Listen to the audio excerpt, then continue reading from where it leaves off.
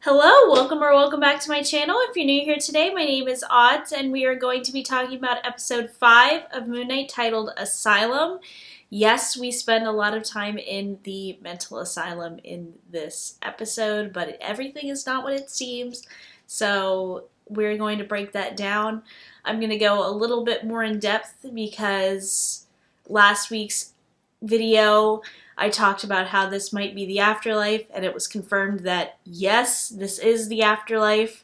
So I was correct. I love being right. Who doesn't love being right? But we're going to go ahead and get started with the breakdown, and then I'm going to give my thoughts and theories for the finale, which is next week. So if you're new here today, I would love for you to subscribe. I do 2 videos a week, Marvel, DC, beauty, vlogs. There's something on this channel for everyone, so be sure to stay tuned for more videos in the future. And if you like this video while you're watching, please give it a big old thumbs up. It really helps me out on this channel so that more people will see this video and see my channel in general. So let's go ahead and get started with the breakdown. We start with a brief flashback to Mark as a child, and we get to see that later on in the episode as Mark develops DID based on trauma with his mother. So this is a deviation from the comics. In the comics, he develops DID because he witnesses a hate crime, so it's more connected to his Jewish faith, which is really present in this episode. We get to see a lot of presence of his Jewish heritage in this particular episode. We also alternate back frequently in this episode between a session between Mark and the Dr. Harrow character. So he's trying to unpack the reason that Steven exists in Mark's mind, essentially. So he comes to uncover that later in the episode as Mark and Steven work together to balance the scales. We're going to talk about that in a second. So Tara tells Mark and Steven that they are dead, and that she's there to guide them through the afterlife to the, I can't remember exactly the term, but basically to the good part of the afterlife. And if the scales don't balance, then they'll get taken under by the other unresting souls that are in the sands. So, important to note, she ends up taking out both their hearts, so they do have 2 different souls. I know that was a big theory that was going around, at least part of a theory.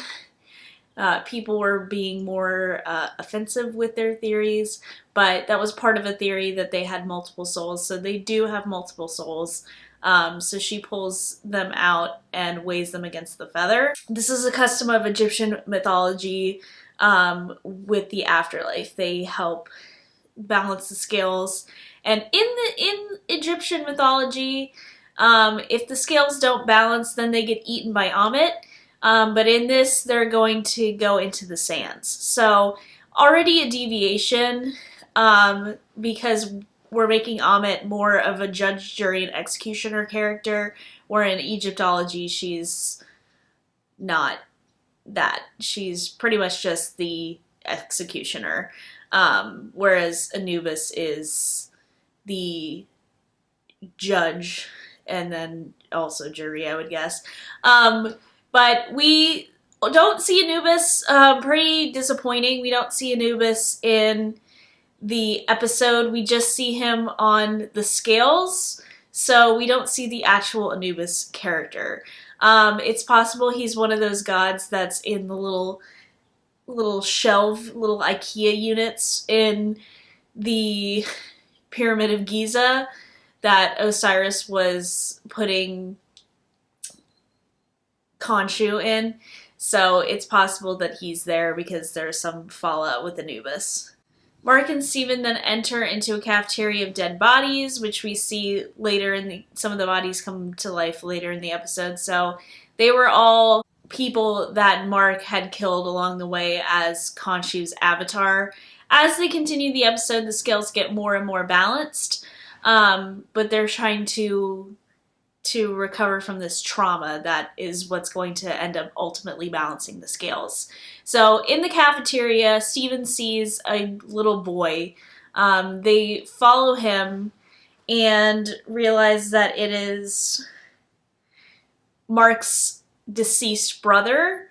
And we find out that Mark was supposed to protect his little brother, who's referred to as Roro.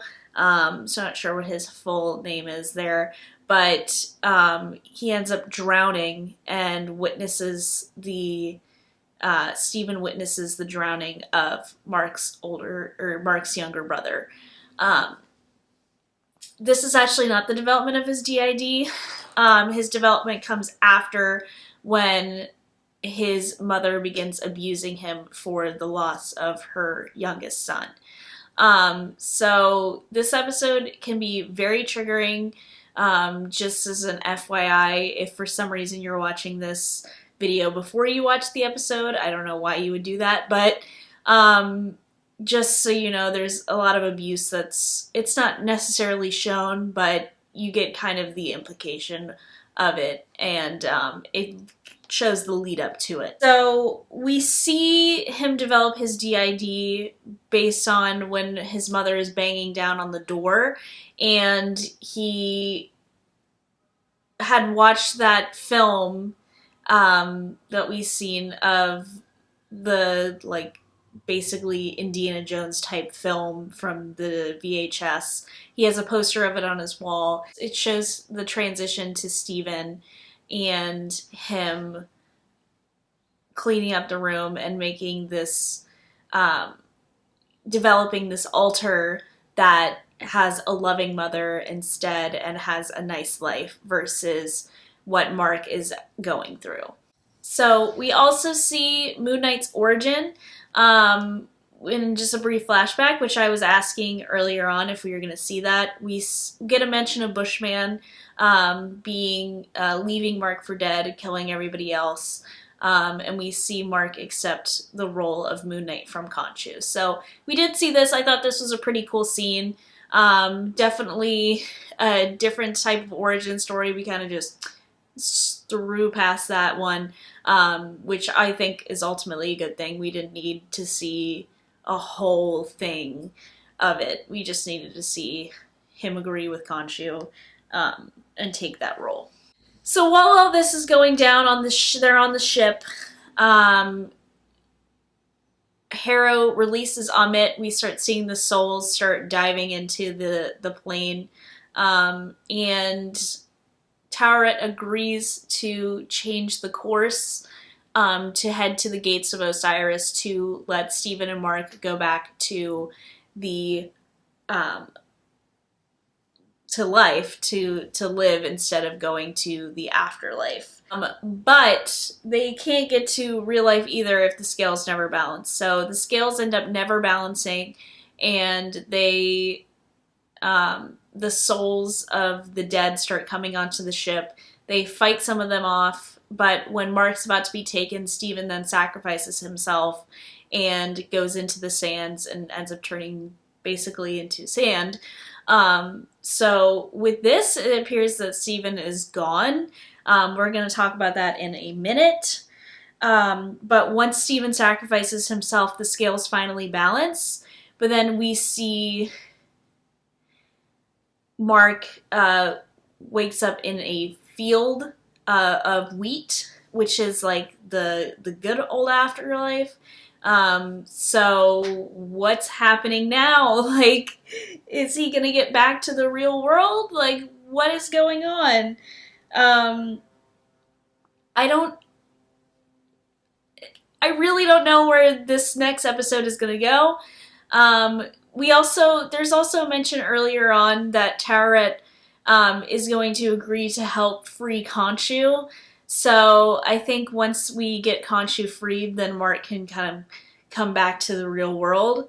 But I don't know if that's going to come before, if he's going to get to the real world before then, or after he ends up, Khonshu ends up being freed. Because Khonshu is definitely going to get freed in the next episode, and we're going to see more of Moon Knight. So we don't know just how exactly it's going to happen, but we're definitely going to see Khonshu be freed in the next episode. So some questions I have. Obviously the big one is Mark going to stay dead? Like, are we not going to see Mark in the finale? I'm going to say no. Like, he's going to find a way to come back, and it's going to be a glorious return for him and Khonshu, and he's going to kick some butt with this big purple laser coming out of the Pyramid of Giza. Hopefully the other gods can actually do something, because this is all their fault. They didn't trust Khonshu, and now they're going to pay for what's happening. If Mark doesn't come back, I could see possibly the existence of Layla as Moon Knight, especially because now we kind of are resolving the Mark character, so he doesn't really need to come back, at least in, I think, and obviously it's a real disorder and it's a huge thing, but I think part of the thing that makes the Moon Knight character interesting is the fact that he has DID. So if they kind of have resolved that, then I don't know how exactly it's going to be really interesting for a character piece moving forward. Like, yes, he'd be kind of quippy and this mercenary character, but how does that make him different from any of the other characters that we have that are like that? Like, every character in the MCU is quippy at some extent, and, like, can beat people up and can kill people if they want to. So what exactly is going to make him stand out is the question. So I don't know. I think they could possibly make Layla Moon Knight. Again, I don't know how that would make her really interesting, but maybe kind of have her inner struggle. That could be something that could move forward. But I would really love to see more of the Layla character and see them go down that route. I think that would be really cool. Of course, that would cause a lot of annoyance from the Marvel fandom, because we can't have women do anything without men getting mad. But that is neither here nor there. Next question is this the end of Steven? So seemingly, yes, it is the end of Steven. It seems like we've kind of resolved this issue that they had between each other. They learned to work together, and Steven sacrificed himself so that Mark could continue. So I think this is the end of the Steven character. He's kind of come to a full circle moment. He has gone on quite an interesting journey throughout all of this, and I think it's helped Mark resolve his issues. So, really, don't know how I feel about seeing Steven go, but I know a lot of people would be really sad to see if he was really gone throughout the rest of the season. But we only have one episode left, so if we have a Steven-less episode, I don't think it would be the end of the world. Last question is, will we ever see Jake Lockley? Now, they could go down this route, but they didn't. They didn't uncover the other sarcophagus ever, so we don't know what was there. It was just like an Easter egg, I guess. There's been little hints and teases towards Jake Lockley, but we didn't see it in this, like, backstory, so I'm gonna guess, I don't know, that he's probably not there, and that they were just teasing him this whole time to have him not show up. But that is so disappointing, especially for not my theories not being right. But I would love to see him still come into play. I mean, that's how you would make this character still interesting. If the Jake Lockley altar was still in play. But again, if it's episode 6 and he hasn't been introduced yet, I just don't see them doing so. That would be a really interesting decision. I think they're going to focus more on Mark's journey and possibly Layla's journey through the next episode. So, yeah, I ripped all the Jake Lockley fans. I don't think he's showing up anymore. But that is it for this video. Thank you guys so much for watching. I really appreciate all of you who tune in every week to these videos. If you missed my last video, you can go watch it. I will put it on one of these sides. And again, if you're new here, I'd love for you to subscribe. Again, there's a little box either here or here that you can click on and subscribe to my channel. So we're trying to get to 500. I would really love to get to that point before the end of the year. So I really appreciate you all. I love you all and hope you're staying safe and have a great rest of your day. I will see you on Friday with a new video. Bye!